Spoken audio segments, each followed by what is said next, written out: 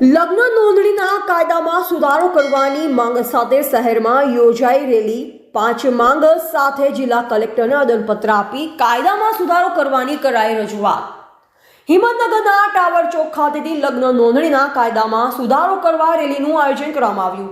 આમ તો અલગ અલગ જિલ્લાઓમાં સ્થાનિક લોકો દ્વારા વારંવાર રજૂઆતો કરવામાં આવી છે, ત્યારે હિંમતનગર ખાતે આજે એક જનજાગૃતિ રેલીનું આયોજન કરવામાં આવ્યું। જો કે હિંમતનગરના ટાવર ચોક ખાતેથી સાબરકાંઠા જિલ્લાના 18 સમાજના મહિલા અને પુરુષો ઉપસ્થિત રહ્યા અને રેલીમાં જોડાયા। મોટી સંખ્યામાં રેલી ટાવર ચોક ખાતેથી પ્રસ્થાન કરી બહુમાળી કચેરી ખાતે જિલ્લા કલેક્ટર કચેરી ખાતે પહોંચી અને જિલ્લા કલેક્ટરને આવેદન પત્રમાં મુખ્ય 5 માંગો કરવામાં આવી, જેમાં માતા પિતાની સહમતિ ફરજિયાત કરવી, એન્ટી રોમિયો સ્કોડની સ્થાપના કરી કાર્યરત કરવી, દીકરીના રહેણાંક વિસ્તારમાં લગ્ન નોંધણી ફરજિયાત બનાવવી સહિતની 5 માંગો સાથે જિલ્લા કલેક્ટર આવેદનપત્ર આપી રજૂઆત કરવામાં આવી।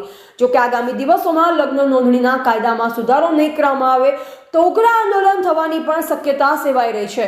તો વધુમાં મેરેજ ટેરિઝમ થઈ રહ્યું છે તેની પણ તપાસ કરવામાં આવશે કે ગુજરાતમાં કેટલા લગ્ન ખોટા થતા છે તેના પુરાવા પણ એકત્રિત કરી રજૂ કરવામાં આવશે અને મેરેજ ટેરરિઝમ બંધ થાય તેવી પણ માંગ કરવામાં આવી હતી। એવા રાજકમલસિંહ પરમાર, ભારતીય સ્મિતા, સાબરકાંઠા। શું કાર્યક્રમ હતો આજે? શાની રેલી હતી? શું માંગણી તમારી? આજે સાબરકાંઠાના 18 વર્ણ સર્વ સમાજના પ્રમુખ આગેવાનો અને મહિલાઓ મોટી સંખ્યામાં એક રેલી સ્વરૂપે કલેક્ટરશ્રીને આવેદનપત્ર આપ્યું। પ્રેમ લગ્નના કાયદામાં સુધારો થાય। જે પ્રેમ લગ્ન ભાગીદાર લગ્ન થાય છે, 18 વર્ષ સુધી મા બાપ પોતાની દીકરીને મોટી કરે અને અંધારામાં અડધી રાત્રે ભાગીને જે લગ્ન કરે છે એ કાયદામાં સુધાર થાય અને પરિવાર તૂટતો બચે અને સમાજ વચ્ચે જે અરાજકતા ફેલાય છે એ અરાજકતા ફેલાવાનું દૂર થાય। માતા પિતાની સંમતિ ફરજિયાત થાય। 45 દિવસ અગાઉ દીકરી પોતાના માતા પિતા કે એના વાલી વારસાને નોટિસથી જાણ કરે અને મેરેજનું રજીસ્ટ્રેશન પોતાના રહેણાંક વિસ્તારમાં થાય એવી માગણી સાથે અમારી રેલીનું આયોજન થયું હતું અને યુવા રોમિયોની સ્ક્વોડની સ્થાપના ગુજરાતમાં થાય, જેમ ઉત્તર પ્રદેશ સરકારે રોમિયો સ્ક્વોડની રચના કરી છે એવી ગુજરાતમાં થાય અને આ બધી જે દીકરીઓને જે પ્રભાવમાં નાખવાની જે શરૂઆત થાય છે જાહેર જગ્યાઓથી એ બધી અટકાવવામાં આવે આવી માગણીઓ સાથે અમે આજે કલેક્ટરશ્રીને સમગ્ર સમાજના આગેવાનો દ્વારા વિવિધ સમાજના લેટર ઉપર આવેદનપત્ર આપ્યા છે। ખાસ કરીને છેલ્લા કેટલાક સમયથી ગુજરાતના અલગ અલગ જે વિસ્તારો છે તે વિસ્તારોમાં આવેદનપત્ર આપવાના કાર્યક્રમો કરવામાં આવી રહ્યા છે। આગામી દિવસમાં ખાસ કરીને કેવા પ્રકારનું રજૂઆત, કેવા પ્રકારના આંદોલન શું છે?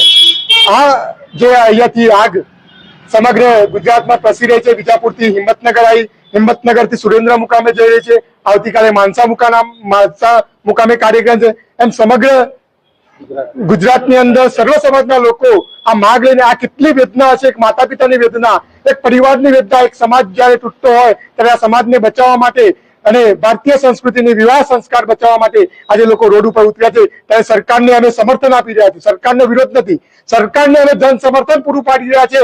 તમે આ કાયદામાં ફેરફાર કરો, અમે સમગ્ર સર્વ સમાજના લોકો તમારી પડખે છીએ અને તમારા આ નિર્ણયનું અમે અભિવાદન કરીશું। કોઈ જગ્યાએ જનપ્રતિનિધિઓ સાથે મુલાકાત કરી હોય, જનપ્રતિનિધિઓને આ વસ્તુ સાથે જોડવા, આ માંગણી સાથે જોડવા અને વિધાનસભામાં રજૂઆત કરવા માટેની કોઈ રજૂઆત? અમારો આવનારા દિવસોમાં હતો, આજની રેલી પછી અમે અમારા વિસ્તારના માનનીય ધારાસભ્ય શ્રી વીડી ઝાલા સાહેબ, રમણલાલ વોરા સાહેબની મુલાકાત લેવાના હતા, પણ આજે કોઈ કાર્યક્રમ અમને જાણવા મળ્યું છે, કાર્યક્રમના કારણે એ પોતે અહીંયા ઉપસ્થિત નથી અને અમારા પ્રતિનિધિઓ 15 જણા ત્યાં જવાના હતા અને અમે એમના દ્વારા એમના લેટર પેડ દ્વારા સરકારને માગણી કરવાના હતા કે આવા કાયદામાં કાયદાકીય રૂપ આપવામાં આવ્યા અને કાયદો બને પ્રેમ લગ્નમાં, મેરેજ એક્ટમાં સુધારો થાય એવી વિનંતી કરવાના હતા। ભારત માતા કી જય, જય હિન્દ, જય ભારત। હું નૈના જે ચૌહાણ, મોહનપુર પંચજાગા સ્વામી સમાજ મહિલા મંડળ। આજે છેલ્લા કેટલાક વર્ષોથી ગુજરાતના તમામ દરેક સમાજની છોકરીઓ ભાગીને લગ્ન કરતી હોય છે, તો આ છોકરીઓ ભાગીને લગ્ન કરો તો માતા પિતાને કેટલું દુઃખ થતું હોય છે। કોઈ કમાતું ના હોય એવી જગ્યાએ છોકરા જોડે છોકરી લગ્ન કરતી હોય છે, જ્યારે માતા પિતા લેવા જાય છે તો છોકરી કે હું તમને ઓળખતી નથી અને છોકરાનામાં કમાવાની કોઈ હેસિયત નથી હોતી, તો કેવું કે હું કમાઈને ખવડાવીશ। કોઈ નીચી જાતિનો હોય ને ઊંચી જાતિના છોકરા, એટલે દરેક સમાજની વાત છે।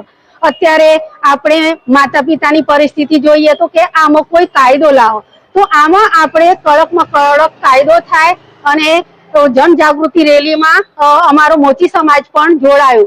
તો આ રેલીમાં પણ અમારી પૂરેપૂરી સંમતિ છે કે આપણી છોકરીઓ ભાગીને લગ્ન ન કરે અને કડકમાં કડક કાયદો થાય એવી આપણે કલેક્ટર સાહેબને આવેદન પત્ર આપ્યું છે. તો કલેક્ટર સાહેબે પણ આમાં કાયદો કડકમાં કડક કાયદો લાવે અને આપણી છોકરીઓ ભાગીને લગ્ન ના કરે. અને આમાં સમાજે પણ પૂરેપૂરો સાથ અને સહકાર આપવો જોઈએ. સમાજ પણ જો કડક કાયદો કરશે અને છોકરીઓ ભાગીને લગ્ન કરે તો માતા પિતાને પણ થોડો કાયદામાં માતા પિતાની પણ મંજૂરી જોઈએ. તો છોકરી ભાગીને લગ્ન કરે તો છોકરીઓને લઈ આવે છે તો એ ના થવું જોઈએ. તો માતા પિતાની પણ સજા કરો. તો છોકરીઓ જતી રહી તો જતી રહી, પછી એમને ઘરે બોલાવવાની કોઈ છે જ નહીં.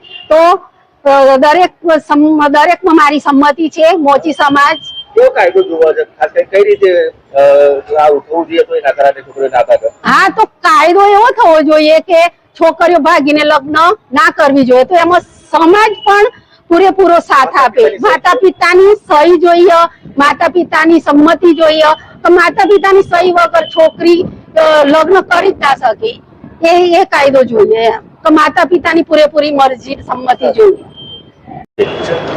આજે હિંમતનગર ખાતે સાબરકાંઠાના સર્વ સમાજ આયોજિત ભાગેડુ લગ્ન પ્રથાના વિરોધમાં એક કાયદાના સુધારાની માંગ સાથે એક જનજાગૃતિ રેલી નીકળી છે. આ જનજાગૃતિ રેલી એ પ્રેમ વિરુદ્ધ નથી, આ વાયા પ્રેમ ચાલતા મેરેજ ટેરરિઝમ વિરુદ્ધની આ લડાઈ છે. અને ગુજરાતમાં જે મેરેજ ટેરરિઝમનું જે રેકેટ પ્રેમના નામે ચાલી રહ્યું છે, આ એ રેકેટને તોડવા માટે આ લડાઈ છે. આવનારા દિવસોમાં અમે પુરાવા ભેગા કરી રહ્યા છીએ. 4,000 જેટલા ખોટા લગ્નો ગુજરાતમાં થયા છે.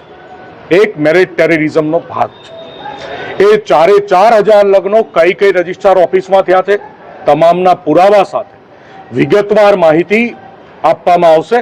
પણ ગુજરાતનો સર્વ સમાજ જાગી ગયો છે. હવે કોઈ પણ સંજોગોમાં મેરેજ ટેરરિઝમ સહન નહીં કરે.